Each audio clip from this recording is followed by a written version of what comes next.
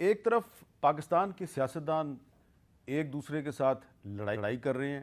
سیاسی اختلاف کو انہوں نے ذاتی دشمنی میں تبدیل کر دیا، اور دوسری طرف بھارت کی طرف سے پاکستان کے خلاف سازشوں کا سلسلہ بھی جاری ہے۔ کل بھارت کا یوم جمہوریہ ہے، اور اس یوم جمہوریہ کے موقع پہ ایک بہت بڑی پاکستان کے خلاف سازش تیار کی گئی تھی، اور پاکستان کے خلاف ایک فالس فلیگ آپریشن کیا جانا تھا، لیکن پاکستان کے سیکورٹی اداروں نے اس کا پتہ لگا لیا ہے، اور یہ جو فالس فلیگ آپریشن ہے یہ مقبوضہ کشمیر میں بھارتی فوج اور پولیس کے ذریعے کیا جانا تھا، اور لائن آف کنٹرول کا جو علاقہ ہے پونچھ، اس کے سیکٹر میں کیا جانا تھا، اور انڈیا کی 93rd انفینٹری بریگیڈ جو ہے وہ اپنے 2 ایجنٹس کے ذریعے اس آپریشن کو کرنے والی تھی، یعنی کہ ایک وہاں پہ حملہ کر کے اور اس کا الزام پاکستان پہ لگانا تھا۔ تو ایک طرف ہندوستان کی طرف سے پاکستان کے خلاف سازشوں کا سلسلہ جاری ہے، اور دوسری طرف ہم ایک دوسرے کے خلاف لڑتے جا رہے ہیں۔ احمد عویس صاحب، میرا آپ سے سوال یہ ہے کہ کیا یہ جو ایک روایت ہے کہ پہلے عمران خان صاحب کے دور میں بھی ہتھ کڑیاں لگا کے سیاستدانوں کو کورٹ میں پیش کیا جاتا تھا، اور ابھی شام کو فواد چودھری صاحب کو اسلام آباد کی ایک مقامی عدالت میں ہتھ کڑی لگا کر پیش کیا گیا ہے، دہشت گرد بنا کے ان کو پیش کیا گیا ہے۔ یہ ہم ایک دوسرے کو ہتھ کڑیاں لگا کے عدالتوں میں پیش کر رہے ہیں، اور دشمن جو ہیں وہ ہمارے خلاف سازشیں کر رہے ہیں۔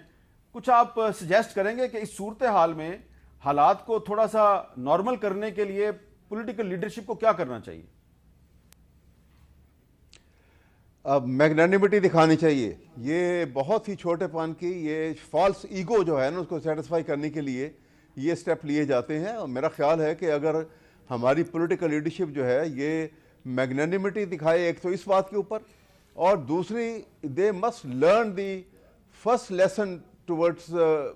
ڈپلومیسی اینڈ پالیٹکس کہ you must learn the art what not to speak.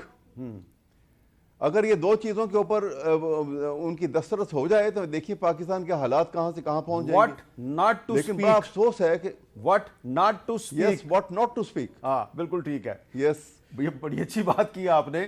Jahangir Jadoon صاحب، یہ اتفاق کریں گے کہ سیاستدانوں کو بھی تھوڑی سی ایک میگنانیمٹی کا مظاہرہ کرنا چاہیے، رواداری کا مظاہرہ کرنا چاہیے، اور ریاست کو بھی